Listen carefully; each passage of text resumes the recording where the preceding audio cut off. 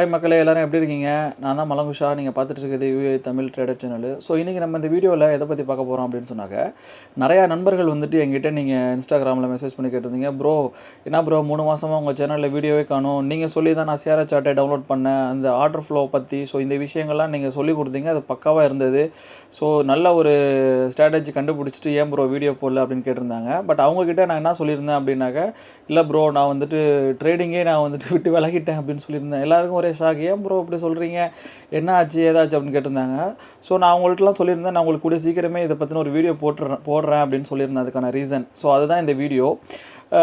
ஏன்னு சொன்னாக்க, அதாவது நம்ம இதை விட்டு விலகுறோம்னா அதுக்கான ஒரு காரணம், நான் உணர்ந்த காரணம் உங்களுக்கு தெரிஞ்சிச்சுன்னா, ஸோ நீங்களும் லேர்ன் பண்ணுறதுக்கு இதில் பல விஷயங்கள் இருக்கும். ஸோ அதுக்காக தான் ஆக்சுவலி நான் கிட்டத்தட்ட 3 வருஷமாக இந்த ஒரு ட்ரேடிங்கில் இருக்கேன். 2022 உள்ளர நான் வந்தேன் மே கிட்டத்தட்ட 2025 ஜனவரி வரைக்கும் கூட இருந்தேன்னு வச்சுக்கோங்களேன். ஸோ இப்போ இவ்வளோ 3 வருஷமாக இருந்துட்டு ஏன் ப்ரோ இப்போ விட்டுட்டீங்க, நீங்கள் லாஸ் ஆகிட்டிங்களா, உங்களால் இதுலேருந்து மீள முடியலையா அப்படின்னு நிறையா கேள்விகள் சந்தேகங்கள் உங்களுக்குள்ளே வரும். ஸோ அதுக்கு வந்துட்டு தான் நான் அதாவது என்னோடய அனுபவத்தை வந்துட்டு ஷேர் பண்ணுறேன். இந்த வீடியோ கொஞ்சம் லென்த்தாக கூட வீடியோ திறந்து பாருங்கள். நம்ம யூஏ தமிழ் ட்ரேடர் இன்ஸ்டாகிராம் பேஜையும் ஃபாலோ பண்ணுங்கள், யூடியூப்லேயும் யூஏ தமிழ் ட்ரேடரை வந்துட்டு நீங்கள் சப்ஸ்கிரைப் பண்ணுங்கள். ஓகேவா? ஃபஸ்ட்டு நான் ட்ரேடிங்கை விட்டு ஏன் விலகினேன் அப்படிங்கிறத ஒரு வார்த்தையில் சொல்லிட்டு போகலாம். பட் அதில் யாருக்கும் எந்த பலனுமே கிடையாது. நான் அந்த ட்ரேடிங்குள்ளே எப்படி வந்தேன், அது எப்படி வெளில போனேன், ரெண்டுமே சொன்னால் தான் வந்துட்டு உங்களால் முழுசாக புரிஞ்சுக்க முடியும். 2008 வந்துட்டு நான் உள்ளே வந்துட்டேன். அப்போ தான் ஃபேஸ்புக் கூட ஆரம்பித்தாங்க. ஸோ 2008 உள்ளேயே நான் இன்டர்நெட் பற்றின விஷயங்கள் தெரியும். அப்போ சில ஐடிஸ்லாம் வந்துட்டு நான் கிராக் பண்ணுவேன், அதை சேல் கூட பண்ணுவேன். இந்த யாஹூ சார்ட்டுன்னு அப்போ ரொம்ப ஃபேமஸாக இருந்தது கிட்டத்தட்ட 2008. அங்கே வந்துட்டு இந்த யாஹூ பூட்டு அப்ளிகேஷனு, சாஃப்ட்வேர், இந்த மாதிரி விஷயங்கள்லாம் அதுக்குன்னு சில வெப்சைட் இருக்கும், அதில் போய் சேல் பண்ணுவோம். இந்த மாதிரி ஆன்லைன் பற்றின ஒரு புரிதல்லாம் இருந்தது. அப்போ தான் வந்துட்டு நான் ஃபேஸ்புக்கில் அம்மாப்பேட்டை பக்கம் அப்படின்னு சொல்லிட்டு ஒரு பேஜை நான் ஆரம்பித்து வச்சுருந்தேன். 2008 கிட்டத்தட்ட எனக்கு 2008 2009 இந்த காலகட்டத்திலே 1 லட்சத்துக்கு மேலே எனக்கு வந்துட்டு அந்த பேஜில் ஃபாலோவர்ஸ் இருந்தாங்க. இப்போ நீங்கள் பார்க்குற டெக் சேனல்லாம் அப்போ ஏதாச்சும் இருந்துச்சா என்னன்னு கூட எனக்கு தெரியாது. ஸோ அந்த ஃபேஸ்புக் காலகட்டத்தில் அம்மாப்பேட்டை பக்கம் அப்படின்னு சொன்னாக்கா ரொம்ப ஒரு ஃபேமஸாக, ஏன்னா அந்த ஆண்ட்ராய்ட் பற்றின விஷயங்கள், ஆண்ட்ராய்டில் எப்படி நீங்கள் ஆப்பை வந்துட்டு ஃப்ரீயாக யூஸ் பண்ணுறது, எப்படி டிவி, குறிப்பாக ஏபிகே லேண்ட் டிவின்னு சொல்லிட்டு சில ஆப் வச்சுருந்தேன், ஏபிகே லேண்ட் எஃப்எம் அப்படின்னு சொல்லிட்டு, அது பெரிய ஒரு ப்ராசஸ்ன்னு வைங்களேன் அந்த காலகட்டத்தில். ஸோ அதனால் எனக்கு நிறையா ஃபாலோவர்ஸ் இவங்களாம் இருந்தாங்க. இப்படி இருந்தாலுமே கூட எனக்கு இந்த பங்குச்சந்தை, இந்த பிட்காயின் இதில் வந்துட்டு எனக்கு பெருசாக இன்ட்ரெஸ்ட் இல்லை. ஏன் இன்ட்ரெஸ்ட் இல்லை அப்படின்னு கேட்டாக்க, அந்த காலகட்டத்தில் வந்துட்டு இல்லை பங்குச்சந்தையெல்லாம் வந்துட்டு ஒரு ஹராம். ஏன்னா 2008 2009 காலகட்டத்தில் தான் அந்த பெரிய யூஎஸில் வந்துட்டு அந்த பங்குச்சந்தை கிராஷ் ஆனிச்சு. ஸோ அப்போ அந்த டைமில் தான் நானும் அந்த இன்டர்நெட்குள்ளே வரங்கிறப்போ எனக்கு என்ன நாலேஜபிள் இருந்துச்சு, ஐயோ இதெல்லாம் வந்துட்டு ஸ்கேம், எத்தனையோ கோடீஸ்வரன்லாம் போட்டுட்டு நடுத்தருக்கு வந்துட்டாங்க, இது ஒரு சூதாட்டம் அப்படின்னு சொல்லியிருந்தாங்க. அதே மாதிரி இஸ்லாமிக் சரியா அடிப்படையிலையும் பங்குச்சந்தையெல்லாம் வந்துட்டு கூடாது, ஷேர் மார்க்கெட்டிங்லாம் பக்கா கேம்லிங், சூதாட்டம் அப்படின்னு சொல்லி இது அந்த ஒரு பிம்பத்திலே வச்சுருந்த காரணத்தினால நான் 2008 இன்டர்நெட் பற்றின விஷயங்கள் தெரிஞ்சிருந்தாலும் கூட 2022 வரைக்கும் நான் இது உள்ளர வரவே கிடையாது. ட்ரேடிங்குள்ளேயுமே சரி, ஷேர் மார்க்கெட்டு எதுவுமே வரல, தெரிஞ்சுக்கணுங்கிற ஒரு ஆர்வமும் இல்லை. காரணம் என்னென்னா, அந்த பேஸ்மெண்ட் நம்மளை பொறுத்த வரைக்கும் எப்படி ஒரு ஆல்கஹால் வந்துட்டு அது ஹராம், அது குடிக்கக்கூடாதுன்னு சொன்னாக்கா நம்ம ஆல்கஹால் பக்கத்தே நெருங்க மாட்டோம். அந்த மாதிரி தான் சரி இதுவும் வந்துட்டு ஒரு ஹராம் அப்படிங்கிறனால, இஸ்லாத்தில் தடுக்கப்பட்டிருக்க ஒரு விஷயம் அப்படிங்கிறனால இது பக்கத்தே நான் வராமல் இருந்தேன் 2022 வரைக்கும். அப்போ தான் திடீர்னு என் ஃப்ரெண்டு ஒருத்தர் வந்துட்டு என்கிட்ட பேசிகிட்டு இருக்கப்போ சொன்னார், அவர் யூஎஸில் இருக்காப்புல, இந்த மாதிரி நீங்கள் கிரிப்டோலலாம் கொஞ்சம் இன்வெஸ்ட் பண்ணுங்களேன். ஏன்னா என்கிட்ட கொஞ்சம் நிறையா அமௌண்ட் இருந்தது அந்த 2022 காசு வச்சுருக்கப்ப. ஆக்சுவலி நமக்கு இன்ஃப்ளேஷன் மூலியமாகவும் அதோடைய மதிப்பு குறைஞ்சிட்ருக்கும். ரெண்டாவது நம்ம வந்துட்டு வட்டி வாங்க மாட்டோம், இன்ட்ரெஸ்ட்டும் பேங்க்லேருந்து வாங்க மாட்டோம். இன்னும் சரி நீங்கள் மணியை வச்சுட்டே இருக்கிறது வேஸ்ட்டு, நீங்கள் இன்வெஸ்ட் பண்ணுங்கள், கிரிப்டோ இந்த மாதிரி இருக்குது அப்படிங்கிற மாதிரி என்கிட்ட அவர் தான் ஃபஸ்ட்டு சொன்னாப்புல. அந்த மாதிரி பிட்காயின் இருக்குது, கிட்டத்தட்ட ஒரு இவ்வளோ விலை போயிட்டு இப்போ 63,000 இருக்குது. அப்போ 22 வாக்கில் வந்துட்டு 63,000ங்கிறது தான் ஒரு ஹை ப்ரைஸாக இருந்தது. ஸோ இவ்வளோலேருந்து இவ்வளோ போயிட்டு நான் இன்வெஸ்ட் பண்ணேன், எனக்கு 2-3 மாதத்தில் 3x 4x கொடுத்துச்சு அப்படின்லாம் சொன்னார். ஸோ அது ரொம்ப கவர்ச்சியாக இருந்தது. பட் இருந்தாலும் என் மைண்டில் வந்துட்டு ஒரு விஷயம் ஓடிக்கிட்டே இருந்தது, உரைச்சிட்டே இருந்தது. என்ன அப்படின்னா, இந்த பிட்காயின் பற்றி இதுக்கு முன்னாடி நம்ம எங்கேயோ கேள்விப்பட்டிருக்கோமே, இந்த பிட்காயின் நம்ம ஏதோ வாங்கியிருக்கோமே அப்படிங்கிற சிந்தனை வந்துட்டு என் மூளையில் ஓடிட்டு இருந்தது. நம்ம ஃப்ரெண்டு சொன்ன பிறகு பிட்காயின் பற்றி என்ன அப்படின்னு பார்த்தாக்க அதுக்கு பிறகு தான் எனக்கு அந்த ஒரு யோசனை வந்தது. நான் அந்த 2008 வந்துட்டு அந்த யாஹூ இருக்கிறப்ப அந்த ஐடியெல்லாம் விற்றுன்னு சொல்லிட்டு இருந்தேன் பார்த்தீங்களா. ஸோ அப்போ வந்துட்டு எனக்கு ஏதோ அந்த ஒரு பேமெண்ட் வந்துட்டு பிட்காயினில் வாங்கினேன். அந்த 2009 2010 அந்த காலகட்டமாக இருக்கும்னு நினைக்கிறேன். ஸோ அப்போ வந்துட்டு இந்த பிட்காயின் நான் வாங்கியிருக்கேன். ஒரு 5 பிட்காயின் பக்கம் வந்துட்டு எனக்கு வந்துட்டு அந்த அதாவது $5 மதிப்பு தான் இப்போ 5 பிட்காயினாக இருந்தது என்னுடைய நான் அந்த சேல் பண்ணுற காலகட்டத்தில். ஸோ அப்போ வந்துட்டு பேபால் மூலியமாகவும் வாங்கியிருக்கேன். சில பேர் இந்த பிட்காயின்லேயும் நம்ம வாங்கியிருக்கோமே, அது எதுவுமே யூஸ் இல்லைன்னு சொல்லிட்டு அதை நம்ம போட்டு வச்சோமே, அதை நம்ம பயன்படுத்தவே இல்லையே அப்படிங்கிற ஒரு சிந்தனை வந்துட்டு என் மைண்டில் ஓடிட்டே இருந்தது. தூக்கம் வரல. ஏன்னா ஒரு பிட்காயின் $63,000. ஸோ 5 பிட்காயின்னா நீங்கள் கால்குலேட் பண்ணுங்கள், கிட்டத்தட்ட 3 லட்சம் இந்தியா காசுக்கு 2 கோடி ரூபாய்க்கு மேலே 2022 எனக்கு தூக்கமே வரல. ஆனால் எங்கே இருக்குதுன்னு தெரில, நான் எதுவுமே சேவ் பண்ணல. அந்த காலகட்டத்தில் என்னன்னாக்க நிறையா நான் ஐடி சேல் பண்ணுறப்போ ஒரு ஆள் என்கிட்ட இந்த மாதிரி பிட்காயின் இருக்குங்க, பேபாலில் என்கிட்ட ஒர்க் ஆகலை அப்படின்னு சொல்லி அதை அனுப்பி வச்சுருந்தாங்க. ஸோ இது இருக்கும் எப்படி கண்டுபிடிக்கிறதுன்னு இருக்கிற எல்லா பிட்காயின் 2008 இருந்த எல்லா எக்ஸ்சேஞ்ச், அப்போ பினான்ஸ்லாம் கிடையாது.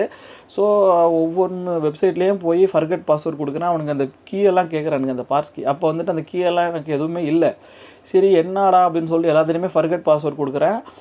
கிட்டத்தட்ட ஒரு 10-15 வெப்சைட்டில் கொடுக்குறேன். அதுக்கு பிறகு ஒரு வெப்சைட்டில் எனக்கு வருது, ஃபர்கட் பாஸ்வேர்டுக்கான லிங்க் வருது.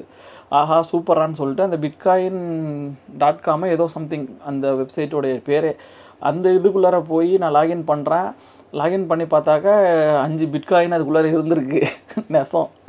ஆஹா அடிச்சிச்சுரா ஜாக்பாட்டு, மூட்ரா டிக்கெட்டை போடுறா ஊருக்கு அப்படின்னு சொல்லிட்டு யோசிச்சுட்டு இருந்து உள்ளே ஸ்க்ரோல் பண்ணி பார்த்தாக்க ஆக்சுவலி 2009 2010 எனக்கு ஞாபகம் இல்லை. அப்போ வாங்கியிருக்கேன். அதை வாங்கி அடுத்து ஒரு 6 மந்த்லேயோ நான் இன்னொருத்தவங்களுக்கு அதை நான் அனுப்பிட்டேன். கிட்டத்தட்ட ஒரு 4.90 சம்திங் நான் அதை அனுப்பி அதுக்கு பதிலாக அப்போதைக்கு வந்துட்டு ஒரு 500, அதாவது நான் $1 வாங்கினது $100 ஏதோ போயிட்டு மாதிரி இருக்குது.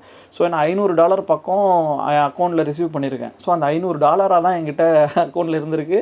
அந்த சொச்சம் இருக்கும் பாருங்கள், 0.0096 அந்த மாதிரி பிட்காயினுடைய மதிப்பு மாத்திரமே அந்த வாலெட்டில் இருந்ததோடைய மாத்திரமே கிட்டத்தட்ட அப்போ ஒரு $1800 மேலே இருந்தது. சரி ஒரு $2000 இருக்குது, நம்ம வந்துட்டு என்ன பண்ணுறதுன்னு யோசிச்சுட்டு இருந்தோம். சரி கடவுளாக நமக்கு வந்துட்டு இது ஒரு வழியை காமிச்சிருக்காப்புல. பிட்காயின் வந்துட்டு நம்ம மணியை வச்சுட்டு என்ன பண்ணுறதுன்னு தெரில. ஃப்ரெண்டு இந்த மாதிரி சொல்லியிருக்கிறாப்புல. அதுக்கு தகுந்த மாதிரியும் நம்மக்கிட்ட இந்த மாதிரி தொகை இருக்குது. சரி இதை வச்சே நம்ம ஆரம்பிப்போம் அப்படின்னு சொல்லிட்டு தான் அந்த $2000 வந்துட்டு நான் வெளியில் கொண்டு வந்து எக்ஸ்சேஞ்ச் பினான்ஸுக்கு கொண்டு வந்து அந்த என்னுடைய இதை நான் ஸ்டார்ட் பண்ணேன். ஸோ அந்த $2000 வந்துட்டு நான் பிட்காயின் வாங்காமல் மற்ற ஆல்ட் காயின்ஸ்லாம் இருக்குது பாருங்கள். ஸோ அதெல்லாம் வாங்கினேன். அந்த 63,000 அப்போ வாங்காமல் கொஞ்சம் கீழே இறங்கட்டும், நம்ம கீழே இறங்கின பிறகு வாங்கலாம் அப்படின்னு சொல்லிட்டு ஒரு 50,000 52,000 பக்கம் வந்திருந்தப்போ நான் இன்வெஸ்ட் பண்ணேன். இன்வெஸ்ட் பண்ணுறதுக்கு அப்போயே நான் போட்டுக்கிட்டேன். என்னுடைய ரூல் என்னன்னு சொன்னாக்க, குறைஞ்சது 3 மாதம் அதுக்குள்ளே நீ இதை விற்கக்கூடாது. அந்த நாளுக்குள்ளே, ஏன்னா இதில் வந்துட்டு என்னோடய நண்பர்கள் என்னோடய உறவினர்கள்லாம் என்ன சொன்னாங்க அப்படின்னா, இல்லைங்க இது வந்துட்டு ஹராமு, இது சூதாட்டம், இது நம்ம பண்ணக்கூடாது ஆன்லைனில், அது எப்படி நீங்கள் ஒன்றும் இல்லாமல் வாங்கலாம் விற்கலான்னாங்க. ஸோ அவங்களுக்கெல்லாம் நான் விளக்கம் கொடுத்தேன். எப்பா இன்னும் இப்போ வாங்கி இப்போ உடனே விற்றாந்தாப்பா அதுக்கு பேர் வந்துட்டு என்ன சூதாட்டம்னு சொல்லுவீங்க. நம்ம இது ஒரு முதலீட்டில் வந்துட்டு இன்வெஸ்ட் பண்ணுறோம். ரிலையன்ஸ் இருக்குன்னா அந்த கம்பெனியோட பங்குகளை நம்ம வாங்கி வச்சுருக்கோம். அந்த கம்பெனி வளர்கிறப்ப ஒரு 3 மாதம் கழித்து நமக்கு தேவைப்படுதுங்கிறப்ப நம்ம எடுக்கிறோம். இன்றைக்கி காலையில் காசு கொடுத்து நைட்டு போய் கேட்டால் தான் அதுக்கு பேர் சூதாட்டம், இல்லை அதுக்கு பேர் ஒரு பிஸ்னஸ் ஆகாது அப்படின்னு இதெல்லாம் விளக்கம் அவங்களுக்குலாம் சொல்லி தான் எனக்கு நானே ஒரு ரூல்ஸை போட்டு தான் இதுக்குள்ளேயே வந்தேன். அது என்னாச்சு, நம்ம இன்வெஸ்ட் பண்ண உடனே மறுபடியும் கீழே விழுந்துட்டு ஒரு 40,000 பக்கம் வந்துட்டு $2,000 மதிப்பு ஒரு 1,400 ஆச்சு. அப்போல்லாம் என்ன சொன்னாங்க, இதுதான் கரெக்டான நேரம் இன்வெஸ்ட் பண்ணுறதுக்கு, நல்லா கீழே இறங்கி வந்திருக்கு, இன்வெஸ்ட் பண்ணுங்கள் அப்படின்ற பிறகு நான் இதுக்காக வெயிட் பண்ணிகிட்டே இருந்தேன். ஏன்னா ஒரு டைம் வந்துட்டு அது அப்படியே மேலே போயிட்டே இருக்குது, வாய்ப்பு கிடைக்குமான்னு ஏங்கிட்டு இருக்கப்ப திடீர்னு 63,000 ஒரு 40,000 வந்தால் இங்கேருந்து மேலே தாங்க போகுது அப்படின்னு சொல்கிறப்ப என்ன பண்ணிட்டேன், சரி ஓகே இறக்குவோம் மாடான்னு சொல்லிட்டு $5,000 மொத்தமாக கிரிப்டோவில் இறக்கி ஸோ நான் அதெல்லாம் உங்களுக்கு ஸ்க்ரீன்ஷாட்டில் காட்டுறேன் நான் என்னென்ன காயின் ஆக்சுவலி வச்சுருந்தேன்னு சொல்லிட்டு. அப்போ அதெல்லாம் வந்துட்டு 0. சம்திங்கில் ஏதோ வாங்கிட்டு அந்த காயின்ஸ்லாம் நான் வச்சுருந்தேன். XRP இந்த மாதிரின்னு சொல்லிட்டு ஒரு $5,000 இருக்குது. ஆக மொத்தம் ஏற்கனவே ஒரு $2,000, இது ஒரு $7,000 ஆச்சு. அங்கேருந்து பார்த்தா 40,000லேருந்து மறுபடியும் கொஞ்சம் மேலே போணுச்சு. வாவ் சூப்பரு அப்படின்னு வந்துட்டு பார்த்துட்டு இருந்தோம். மறுபடியும் அந்த 54, 56 பக்கம். ஏன்னா அப்போ தானே புதுசா வந்திருக்கேன். எனக்கு இந்த மாரி ரெசிஸ்டன்ஸ் இதெல்லாம் தெரியாது. ஒரு நீண்ட கால இன்வெஸ்ட்மெண்ட்டுக்கு விடுவோமேன்னு சொல்லிட்டு விட்டுட்டேன். அந்த 2000 அதாவது $7,000ங்கிறது கிட்டத்தட்ட எனக்கு ஒரு $10,000 $12,000 காட்டுனுச்சு என்னுடைய இதில. சூப்பர்ரா! செம்ம! நம்ம கரெக்டான ஒரு பாதைக்கு தான் வந்திருக்கோம். பட் நம்ம நிறையா இன்வெஸ்ட் பண்ணாம விட்டோமே!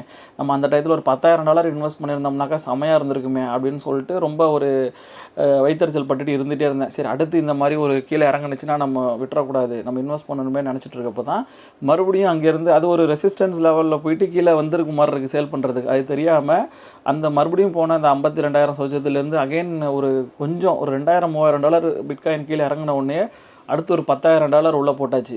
உள்ளே போட்டுட்டு சரி இது ஒரு பக்கத்து இங்கே போயிட்டுருக்கப்ப ஊரில் அப்போ வஜிரெக்ஸ் இருந்துச்சு. வஜிரெக்ஸ்லையும் என்ன பண்ணேன், சரி நம்ம இங்கே உள்ளது இங்கே இருக்கிறது, நம்ம ஊரில் வந்துட்டு வஜிரெக்ஸ்லையும் இன்வெஸ்ட் பண்ணுவோம் அங்கே ஊரில் இருக்கக்கூடிய பணத்தை அப்படின்னு சொல்லிட்டு ஊரில் இருக்கக்கூடிய மணியிலேருந்து வஜிரெக்ஸுக்கு டெபாசிட் பண்ணி அங்கேயும் வந்துட்டு கிட்டத்தட்ட ஒரு $4,00,000 பக்கம் இன்வெஸ்ட் பண்ணேன் கிரிப்டோவில் மாத்திரமே. அப்போ என்னோடய ஷேர் மார்க்கெட்டில் இன்வெஸ்ட் பண்ணலாம் அப்படின்னு ஒரு ஐடியா இருந்தப்போ எனக்கு இங்கேருந்து ஷேர் மார்க்கெட்டுக்கு வந்துட்டு இந்த டிமாண்ட் அக்கௌண்ட் ஓப்பன் பண்ண முடியல. நான் வெளிநாட்டில் இருந்தேன் காரணத்தினால. ஊருக்கு போனால் தான் அது ஓப்பன் பண்ண முடியும் அப்படின்றதுனால சரி நம்ம இப்போ அது ஊருக்கு போகிற வரைக்கும் கையில் அமௌண்ட் வச்சுருந்தா மதிப்பு குறைஞ்சிருமேன்ட்டு தான் இந்த மாதிரி விஷயங்களை தேடி ரொம்ப பிடிச்சி அதில் இன்வெஸ்ட் பண்ணேன். இதில் இன்வெஸ்ட் ஸ்மூத்தாக கிட்டத்தட்ட ஒரு 6 மாதம் வரைக்கும் போணுச்சு. $4,00,000 இன்வெஸ்ட் பண்ண வஜிராக்ஸ்லேருந்துமே எனக்கு கிட்டத்தட்ட ஒரு 3 மந்த்ஸ் பக்கம் கிட்டத்தட்ட ஒரு $10,00,000 பக்கம் வந்துட்டு இங்கே இன்வெஸ்ட் பண்ணியிருந்தேன்ல இதில் ஒரு 10,000 ஒரு 17,000 ஏதோ சொச்சம் இருந்தது. இதுவும் வந்துட்டு ஒரு டபுள் ஆகிட்டு $20,000 $22,000 பக்கம் வந்துட்டு சரி நம்ம வஜிராக்ஸில் உள்ள அமௌண்ட்டை வந்துட்டு வித்ட்ரா பண்ணிடுவோம் ஒரு $10,00,000 அப்படின்னு சொல்லிட்டு ஊரில் வந்துட்டு ஒரு லேண்டு கூட வாங்குறதுக்காக எல்லாம் வெள்ளெல்லாம் பேசி வச்சுக்கிட்டு இருந்தேன். $10,00,000 வந்துட்டு அப்போ தான் நான் எங்கள் சொந்தக்காரங்க ஒருத்தவங்களுக்கும் சொல்லியிருக்கேன். அவங்க $30,000 போட்டிருந்தாங்க. அவங்களுக்கும் ஆல்மோஸ்ட் டபுள் ஆகிட்டு $60,000 பக்கம் வந்திருந்தது. நான் அவங்கக்கிட்ட சொல்கிறேன், எனக்கு இன்னும் ஞாபகம் இருக்குது அந்த சம்பவம். அப்பா இதுதான் வந்துட்டு பீக்கு, ஸோ அடுத்து சேல் பண்ணிடு, மேபி இங்கேருந்து கீழே இறங்குறதுக்கான பாசிபிலிட்டி இருக்குது அப்படின்னு சொல்லிட்டு நான் அவங்கக்கிட்ட சொல்கிறேன். அவங்க உடனே சேல் பண்ணிட்டாங்க.